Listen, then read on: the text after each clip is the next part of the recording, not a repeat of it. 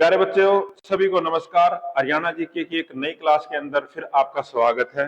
दोस्तों, ये जो हमने सीरीज स्टार्ट की है हरियाणा जीके की, इसमें बिल्कुल हम डिटेल से चीजों को आपको पढ़ाएंगे। और कोई भी नया छात्र है तो उसको मैं बताना चाहूंगा, इससे पहले हमारी 3 क्लास हो चुकी हैं, आप उनको देखिए। इस तरह से हमने ये जो सीरीज चलाई है, और इस सीरीज के अंदर आज हमारा जो टॉपिक है हरियाणा की प्रशासनिक संरचना।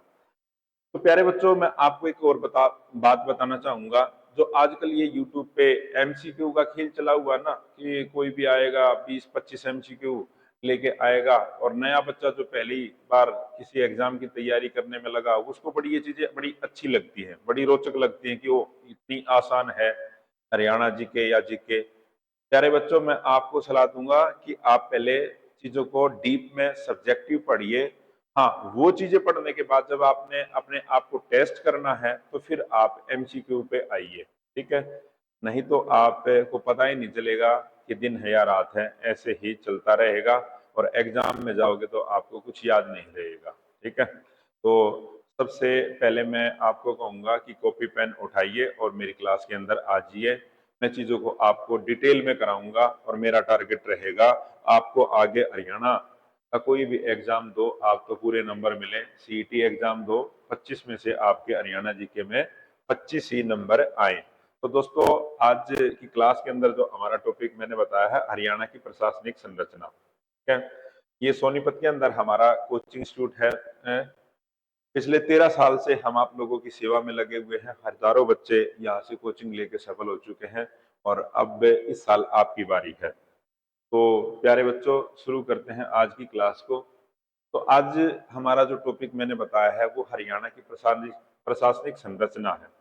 तो दोस्तों, जिस तरह से केंद्र सरकार के अंदर सरकार के अंग की बात करूं मैं, तो वहां पर एक तो विधायिका होती है, कार्यपालिका होती है, और एक होती है न्यायपालिका, ठीक है। तो हमारे हरियाणा के अंदर भी जो प्रशासन चलता है वो इसी तरह से चलता है, ठीक है। कार्यपालिका, न्यायपालिका और विधायिका के द्वारा ही हमारा प्रशासन चलता है। तो दोस्तों, हरियाणा के बारे में मैं आपको बताता हूं कि हरियाणा के बारे में जब पहला क्वेश्चन आता है विधानसभा को लेकर, तो पहला यही पूछा जाता है कि बताइए कि हरियाणा एक सिंगल हाउस है या डबल हाउस है। तो हरियाणा के अंदर दोस्तों खाली विधानसभा है, तो इसलिए हरियाणा को हम सिंगल हाउस स्टेट कह सकते हैं। एक सदन, 2 सदन होते तो यहाँ पर लेजिस्लेटिव काउंसिल भी बनती, मिलती आपको विधान परिषद मिलती। लेकिन हरियाणा के अंदर खाली क्या है, विधानसभा। तो आपने ये ध्यान रख लेना, हरियाणा के अंदर विधान परिषद नहीं, विधानसभा है। अब विधानसभा के टाइम पीरियड की बात करें हम, तो विधानसभा का जो टाइम पीरियड है हमारे स्टेट में, तो वो दोस्तों आर्टिकल 172 के तहत, आर्टिकल 172 के तहत ये डिसाइड किया गया है 5 साल। यानी एक बार जब विधानसभा का गठन होगा तो मैक्सिमम इसका जो टाइम पीरियड हो सकता है कि वो 5 साल होगा। हाँ, कई बार राज्यपाल को यह अधिकार है, इससे पहले भी वो विधानसभा को डिजोल्व कर सकता है, उसका टिकट उसको कर सकता है। तो ये आपको ध्यान रख लेना। और ये जो अधिकार है ये किसको दिया गया है, ये राज्यपाल को दिया गया है। ये आपने इसको ध्यान रखना, ये जो अधिकार दिया गया है, जो राज्य के अंदर गवर्नर होगा उसको दिया गया है।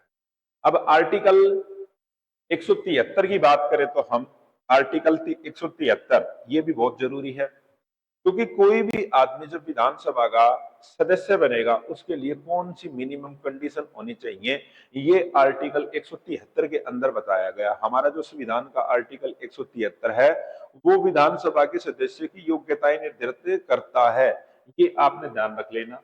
अब पहली योग्यता तो दोस्तों ये डिपेंड करती है कि वो भारत का नागरिक होना चाहिए, क्योंकि भारत के नागरिक के अलावा कोई भी व्यक्ति यहाँ पर किसी भी विधानसभा का सदस्य नहीं बन सकता।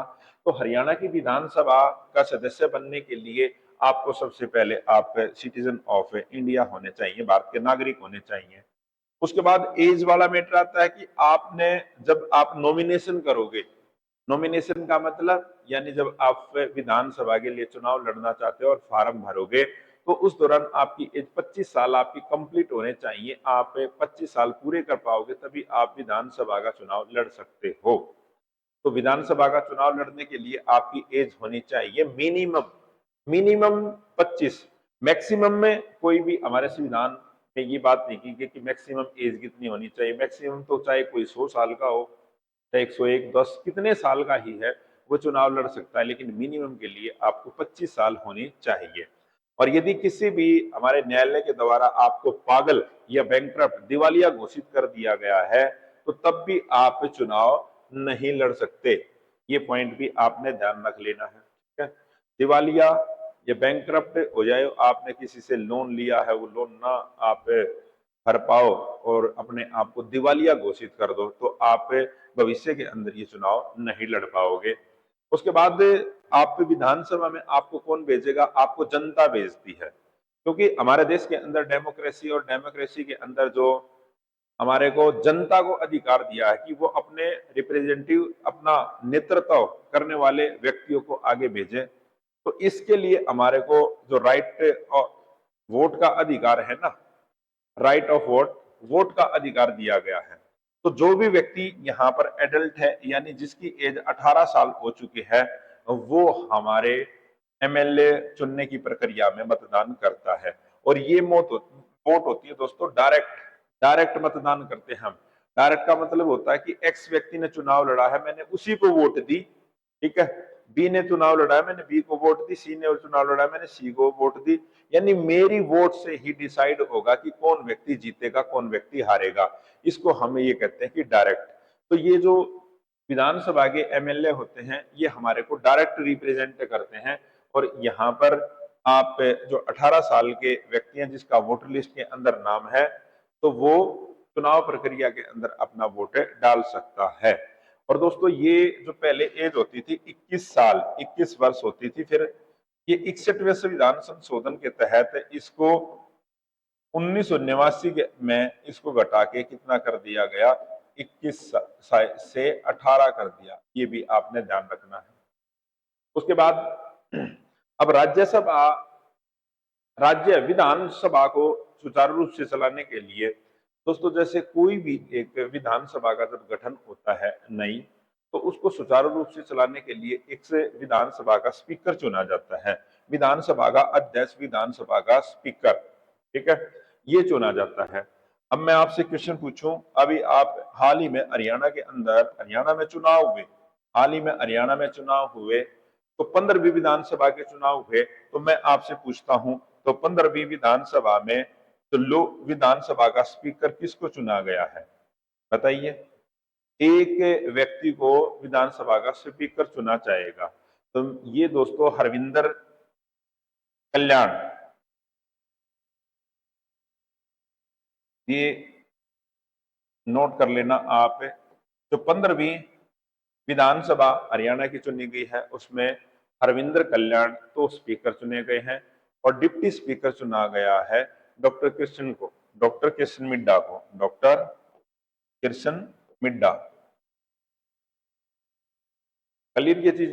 और जो ये विधानसभा का जो स्पीकर चुना जाएगा, विधानसभा के सदस्यों के द्वारा ही इसको चुना जाएगा। शायद उम्मीद करता हूं कि ये जो कंसेप्ट मैंने आपको बताया है ये क्लियर होगा। एक क्वेश्चन और आता है, क्या विधानसभा का जो स्पीकर है उसको मत देने का अधिकार है? हाँ, जब निर्णायक मत यानी वोट बराबरी पर आ जाए, तो निर्णायक मत में अंदर विधानसभा का जो स्पीकर होगा उसको वोट देने का अधिकार है। तो ये पॉइंट आपने ध्यान में रखना है। उसके बाद दोस्तों विधानसभा का जो अध्यक्ष है उस वो सबसे महत्वपूर्ण एक काम करता है कि कोई भी बिल मनी बिल की श्रेणी के अंदर आएगा, यानी मनी धन विधेयक है या नहीं, इसको कब जो फैसला करेगा वो विधानसभा का अध्यक्ष ही करेगा। अब मनी बिल में किसको काउंट किया जाएगा? तो दोस्तों आर्टिकल 110 के अंदर, आर्टिकल 110 में जो चीजें आती हैं उनको हम मनी बिल के अंदर काउंट करेंगे। यानी कोई भी विधेयक धन विधेयक है या नहीं, इसका फैसला कौन करेगा? ये करेगा दोस्तों विधानसभा का अध्यक्ष। एक चीज और बताऊंगा मैं आपको, कहीं पर यदि किसी राज्य के अंदर विधानसभा भी है और विधान परिषद भी है, तो जो मनी बिल रखा जाएगा ना, वो हमेशा कहां पे रखा जाएगा? विधानसभा के अंदर ही आएगा मनी बिल। तो ये विधान के अंदर नहीं जा सकता। तो दोस्तों मैंने आपको बताई हैं, कॉपी पेन।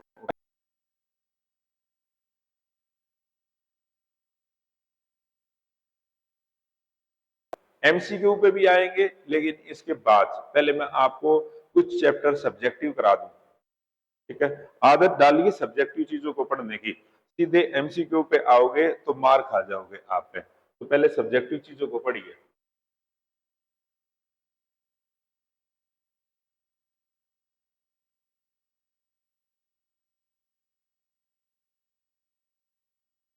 उसके बाद अब एक ये आता है कि दोस्तों, एक हम कोरम पूरा कहते हैं। ये कोरम यानी बैठक के लिए, विधानसभा की जो बैठक है उसके लिए मिनिमम जो कंडीशन होनी चाहिए, यानी कितने विधायक बैठक के अंदर होने चाहिए।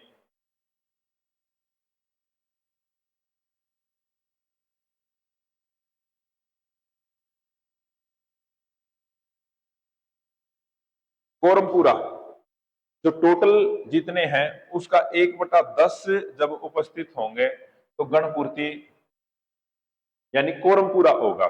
जैसे हरियाणा विधानसभा के अंदर 90 सीटें हैं, तो 90 का 1/10 यानी कम से कम बैठक के लिए 9 एमएलए विधायक होने चाहिए।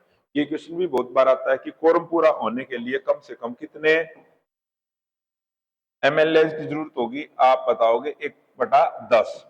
किसी भी विधानसभा में आप ये देख लें, मैं हरियाणा की नहीं बात करता, आप चाहे यूपी की है कहीं पे भी, हाँ, टोटल जितनी उसकी सीटें हैं वहां पर विधानसभा की, जितने एमएलए चुन के आते हैं उनका 110% चाहिए बैठक के लिए। ये चीज शायद आपको क्लियर होगी। दोस्तों, जब हरियाणा का गठन किया गया 1 नवंबर 1966 को, पंजाब से अलग होकर हरियाणा एक अलग राज्य बना। उसमें हमारे को स्टार्टिंग में ये कहते हैं कि प्री सीमन आयोग ने 54 सीटें दी थी। अब मैं आपसे ये क्वेश्चन करूं कि प्री सीमन आयोग, प्री सीमन कमीशन है क्या? प्री सीमन कमीशन होता है जो निर्वाचन क्षेत्रों की सीमाएं निर्धारित करता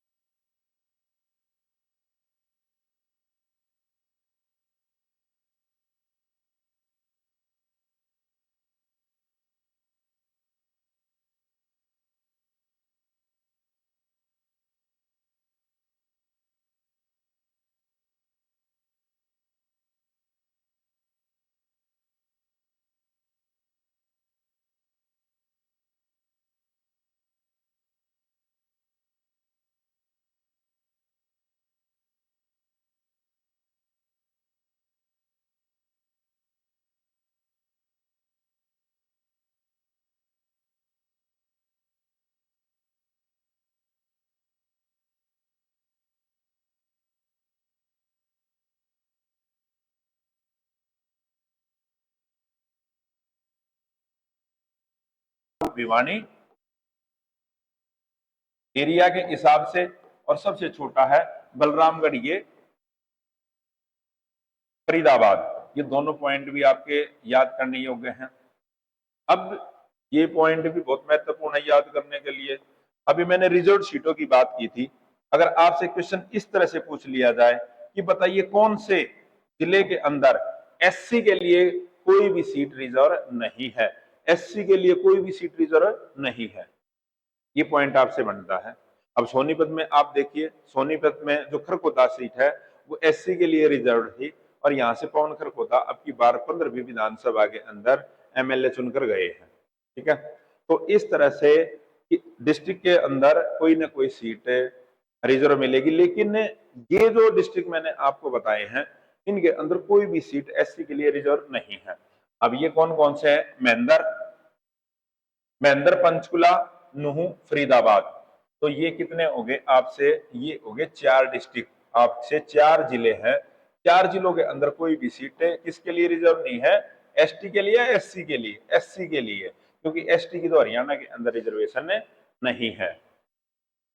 महेंद्रगढ़, पंचकुला, नुहू, फरीदाबाद, नुहू, फरीदाबाद, महेंद्रगढ़, पंचकुला, महेंद्रगढ़, पंचकुला, और महेंद्र ने किया पंच, नुहू में चला गया फरीदाबाद। इस तरह से ध्यान रख लेना, महेंद्र ने किया पंच और नुहू में चला गया फरीदाबाद।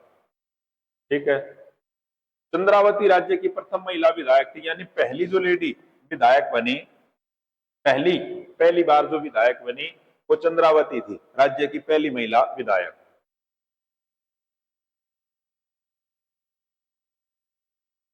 उसके बाद में इन्होंने पुदुचेरी के राज्यपाल के तौर पर भी काम किया। आमतौर पर जब ये एमपी हुए या फिर ये एमएलए जब बूढ़े हो जाएंगे ना, या तो इनको जब इलेक्शन नहीं लड़ाया जाता, खुश करने के लिए क्या करती है, इनको कहीं का राज्यपाल बना दिया जाता है। ठीक है, हरियाणा में सबसे ज्यादा बार जो विधायक बनने वाली महिला कौन थी? ये थी प्रसन्नी देवी। ये एक बार सरकार में स्वास्थ्य मंत्री भी रही प्रसन्नी देवी, सबसे ज्यादा बार 6 बार, 6 बार रही है प्रसन्नी देवी, क्योंकि हमेशा प्रसन्न रहती थी, इसलिए क्या होगी, प्रसन्न रहते रहते हुए पास होगी, और 6 बार हरियाणा में ये विधायक बनी।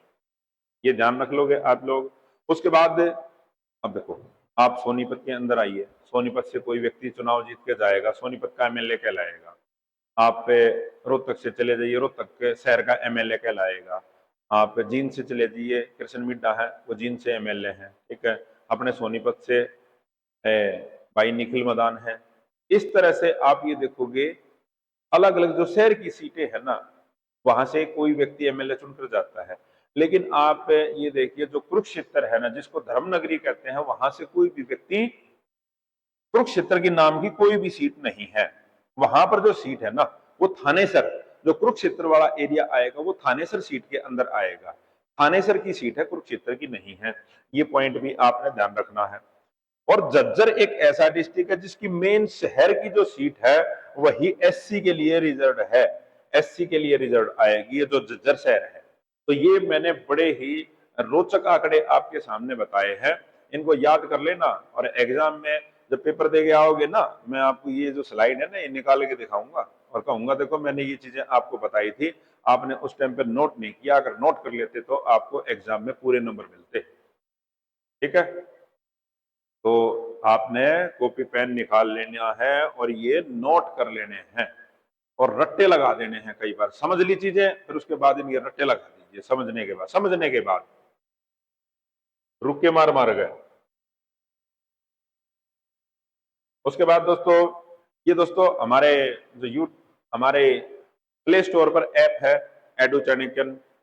अगर आपने ऑनलाइन हमसे जुड़ना है तो आप ये हमारी ऐप डाउनलोड कर लीजिए, उसमें बहुत सारे कोर्सेज मिलेंगे, अलग अलग जो अध्यापक हैं, अनुभवी, वो आपको क्लास देंगे। तो वहां से आप कोई भी बैच अपना ले लीजिए जिसकी आपने तैयारी करनी है।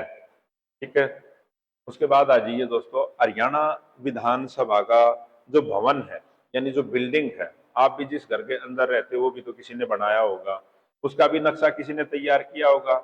इस तरह से हरियाणा की जो विधानसभा है, हरियाणा की विधानसभा का जो भवन है उसके बारे में कुछ रोचक तथ्य हैं कि सबसे पहले इसका जो डिजाइन तैयार करने वाले कौन व्यक्ति थे, ये फ्रांसीसी व्यक्ति थे जिसका नाम था मांसली कार्बूजियर। कार्बूजियर ने तैयार किया नक्शा किसका, हरियाणा विधानसभा का। ठीक है, उसके बाद इस विधानसभा का सेरेमोनियल गेट जो फ्रांस सरकार द्वारा उपहार में दिया गया था। हरियाणा विधानसभा चंडीगढ़ में अवस्थित है। राज्य के गठन से पूर्व भवन का जो भाग पंजाब विधान परिषद द्वारा प्रयोग किया जाता था। अब देखो, जब हरियाणा को जो विधानसभा की जो बिल्डिंग दी गई है, इससे पूर्व वो पंजाब विधान परिषद, पंजाब लेजिस्लेटिव काउंसिल है ना, जो उसकी बिल्डिंग होती थी। फिर ये चलो भाई हरियाणा को दे दिया जाए इसको, क्योंकि दो भाई अलग अलग हुए हैं तो बंटवारा होता तो एक चीज दूसरे को भी तो दी जाएगी ना, चीजों का जब बंटवारा होगा। तो पंजाब विधानसभा, सॉरी, हरियाणा विधानसभा को की जो बिल्डिंग मिली वो पहले होती थी पंजाब विधान परिषद की बिल्डिंग होती, ठीक है। और आज ये हरियाणा विधानसभा की बिल्डिंग के तौर पर इसका प्रयोग किया जाता है। जैसे क्वेश्चन आ जाता है कि चंडीगढ़ का नक्शा किसने तैयार किया। हरियाणा की विधानसभा भी तो किसमें, चंडीगढ़ में है। तो चंडीगढ़ का भी नक्शा आपसे क्वेश्चन पूछा जाए तो ली कार्बूजियर का आएगा आपसे। और ली कार्बूजियर कहाँ के थे, फ्रांस के रहने वाले थे। ये फैक्ट भी आपने ध्यान में रखने हैं। नेक्स्ट आइए। तो दोस्तों मैं बहुत जल्दी समय में आपको पूरा सिलेबस कंप्लीट करा दूंगा, क्योंकि इधर उधर की तो कोई बात नहीं होगी, ना कोई बकवासबाजी होगी, ठीक है। नहीं तो आजकल मैंने ये देखा है कि बहुत 1 घंटे की क्लास होती है, उसमें 20-25 मिनट ही पढ़ाया जाता है। किसी ने कोई कमेंट कर दिया, किसी ने कुछ, इधर उधर की डबल मीनिंग बात करते करते पूरे 60 मिनट निकाल दी जाते हैं इस तरह से। तो ऐसा बिल्कुल भी नहीं चलेगा। पढ़ने वाले बच्चे ही हमसे जुड़े हुए हैं, तो हम पढ़ाई की बात करेंगे, पढ़ना पढ़ना पढ़ना। हमारी जैसे पहली विधानसभा हुई, पहली विधानसभा की दोस्तों जो बैठक हुई, आप ये 1 नवंबर 1966 को हरियाणा विधानसभा का जो गठन किया गया। उसके बाद आप ये देखना, अगर यहाँ पे अगर क्वेश्चन आ जाए 1 नवंबर 1966 को तो हरियाणा का गठन किया गया था। उसके बाद हरियाणा विधानसभा की जो पहली बैठक हुई, ये क्वेश्चन आ जाए आपसे, हरियाणा विधानसभा की जो पहली बैठक है उसका जो गठन, वो हरियाणा विधानसभा का गठन होने के बाद पहली बैठक कब हुई, तो ये 6 दिसंबर 1966 को इसकी पहली बैठक हुई थी। और जो पहले सीएम चुने गए थे, इसमें पहले सीएम थे ये बीडी शर्मा। बीडी शर्मा हरियाणा के पहले सीएम थे, ये पॉइंट आप ध्यान रखोगे। उसके बाद सन्नो देवी के बारे में मैंने आपको बता दिया। सन्नो देवी पहली विधानसभा की अध्यक्ष थी, सन्नो देवी। हाँ, यहां से जो क्वेश्चन आएगा वो आपसे एक ये पूछा जा सकता है। अभी मैंने हरियाणा की विधानसभा की सीटों के बारे में आपको बताया था कि मैंने बताया था कि जो सीट बढ़ी है वो किस तरह से चली भाई। ये 54, 54 के बाद 81, 81 के बाद ये फिर हुई 90। अगर मैं आपसे पूछूं कि सबसे छोटी विधानसभा कौन सी थी आज तक हरियाणा की, तो ये जब 54 सीटें थी ना, और ये 54 सीटें को इसमें थी, इसमें पहली के अंदर, यानी पहली में 54 सीटें थी। तो आज तक की सबसे जो छोटी विधानसभा, छोटी विधानसभा का के बारे में क्वेश्चन आएगा तो आप बताओगे वो तो पहली थी जी, पहली विधानसभा सबसे छोटी थी, ठीक है। क्लियर, ये यहाँ पे कोई लंबी चौड़ी बात नहीं है। उसके बाद आगे चलते हैं सेकंड में। देखो, जो सेकंड दूसरी विधानसभा थी, आपने यहाँ पे जो सीटें बढ़ी ना आपकी, वो 81 होगी थी। तो यहाँ पर ये जो गठन किया गया, यानी जो चुनाव हुए थे वो 81 सीटों के लिए हुए थे, 81 सीटों के लिए। और इसी विधानसभा के अंदर 2 बार 2 सीएम बने। एक तो पहले जब चुनाव हुए तो BD Sharma, BD Sharma, BD Sharma के एमएलए कांग्रेस पार्टी से थे, ये कांग्रेस पार्टी से थे, क्योंकि हरियाणा में कांग्रेस पार्टी से बनने वाले जो पहले सीएम थे बीडी शर्मा थे। लेकिन फिर राव वीरेंद्र, राव इंद्रजीत के फादर, उन्होंने कांग्रेस के एमएलए को तोड़कर फिर ये सीएम बन गए थे। इसके अंदर पहले गैर कांग्रेसी गैर कांग्रेसी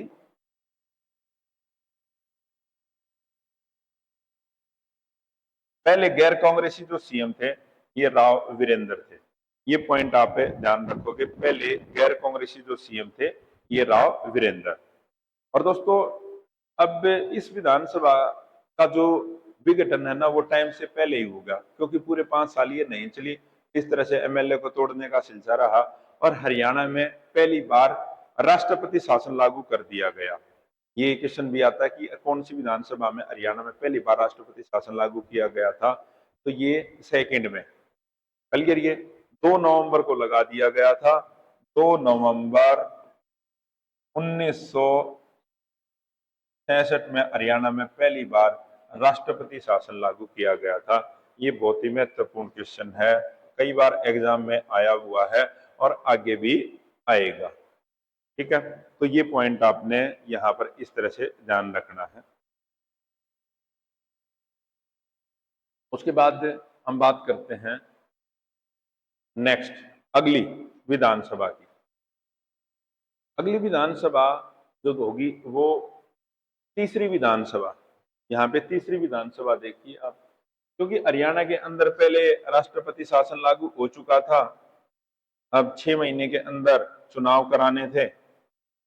अब 6 महीने के अंदर जो चुनाव होंगे तो फिर अगली विधानसभा का गठन होगा। तो जो तीसरी विधानसभा दोस्तों हरियाणा के अंदर बनी वो 1968 में से लेकर 1972 तक। डेट का भी बहुत रेयर ही पूछते हैं कि इसमें टाइम पीरियड बहुत कम। हाँ, इस दौरान जो चीजें हुई वो चीजें आपसे पूछी जा सकती हैं।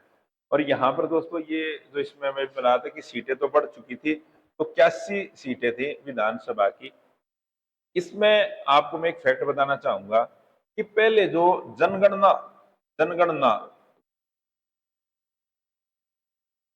एक क्वेश्चन आता है कि हरियाणा की जो पहली अपनी जनगणना ये कब हुई, क्योंकि इससे पहले तो जो जनगणना हुई थी वो पंजाब के साथ हुई थी 1900।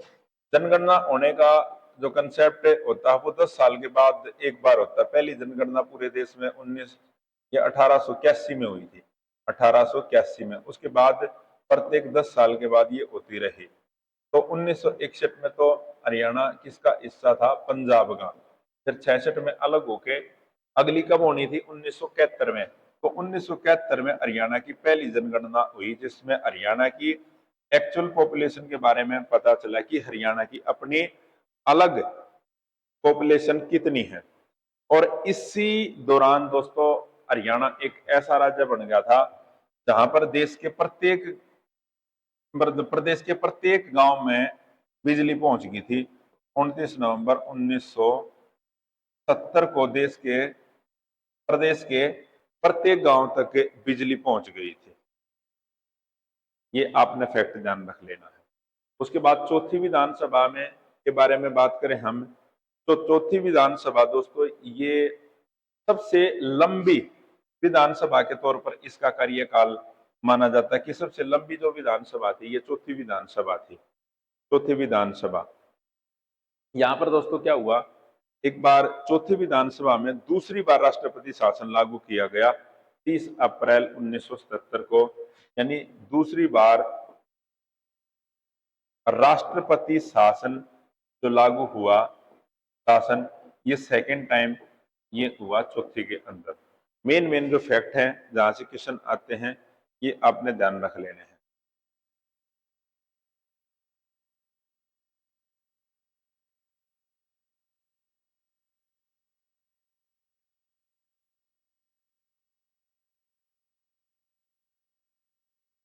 इस पांचवी विधानसभा के अंदर 2 मुख्यमंत्री बने, एक तो भजनलाल और इसी उसके अंदर देवीलाल। देवीलाल मुख्यमंत्री।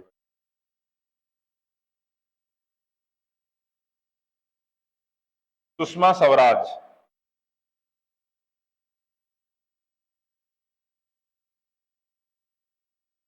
सुषमा स्वराज जिनकी मृत्यु हो चुकी है, जो केंद्र सरकार के अंदर भी मंत्री रहे। और दोस्तों ये हरियाणा की आज तक की सबसे युवा 25 साल की थी जब इनको ये कैबिनेट मंत्री बनाया गया था। ये देवीलाल की गवर्नमेंट के अंदर, देवीलाल जब सीएम थे तब पहली बार ये कैबिनेट मंत्री बनी थी, और ये इनकी एज मात्र 25 साल थी। इस तरह से सबसे कम एज के अंदर हरियाणा में कैबिनेट मंत्री बनने का जो रिकॉर्ड है वो इन्हीं के नाम पर है। उसके बाद छठी विधानसभा, छठी विधानसभा में दो मुख्यमंत्री हुए, चौधरी भजनलाल और बंसीलाल, चौधरी भजनलाल और बंसीलाल। सबसे महत्वपूर्ण जो आएगी दोस्तों आपसे, जो सातवीं विधानसभा, ये सबसे महत्वपूर्ण है, सातवीं विधानसभा, क्योंकि इस विधानसभा के अंदर चार व्यक्ति हरियाणा के सीएम बने। चार व्यक्तियों को हरियाणा के सीएम पद की शपथ मिली। एक तो चौधरी देवीलाल, ओम प्रकाश चौटाला,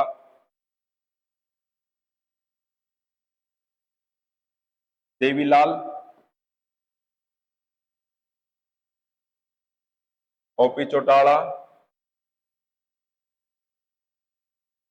एक बनारसी दास गुप्ता,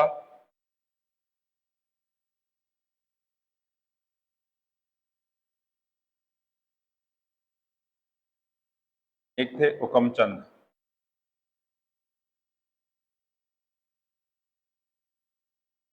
और इस दौरान दोस्तों ओम प्रकाश चौटाला 4 बार, इनको सीएम पद की शपथ मिली, 4 बार, ठीक है।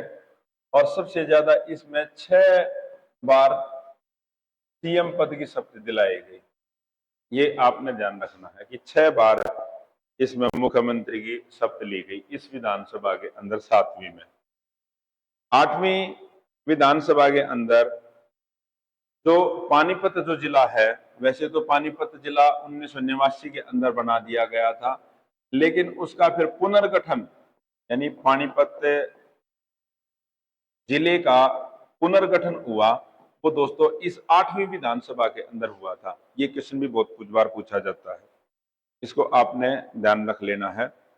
1 जनवरी 1992 ये क्वेश्चन आता है कि पानीपत जिले का पुनर्गठन कब हुआ, 1 जनवरी 1992।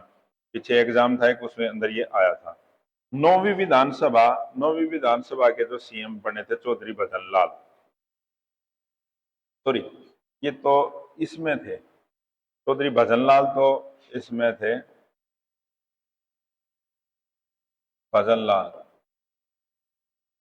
ये नौवीं विधानसभा ना दोस्तों, इसमें बंसीलाल ने कांग्रेस पार्टी से अलग हो गए थे। कांग्रेस पार्टी से अलग होके चौधरी बंसीलाल ने अपनी एक नई पार्टी बनाई, जिसका नाम था, बंसीलाल ने अलग पार्टी बनाई जिसका नाम क्या रखा उन्होंने, हरियाणा विकास पार्टी।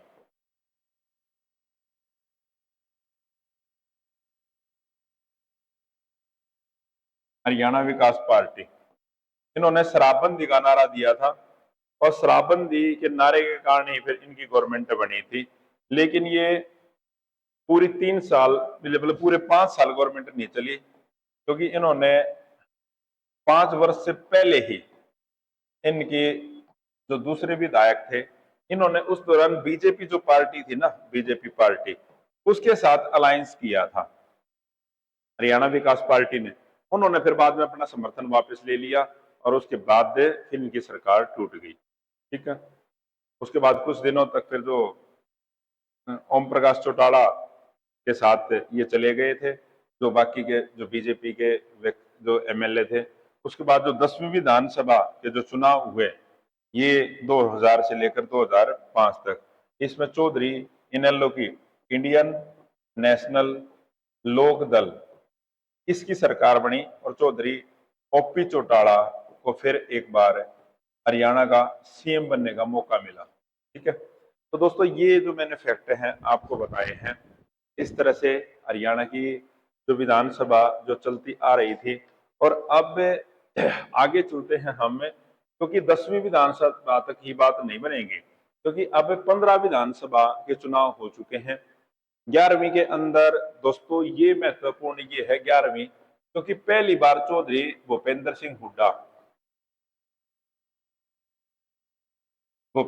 हुड्डा, तो इससे पहले एमपी थे वो हरियाणा के पहली बार सीएम बने।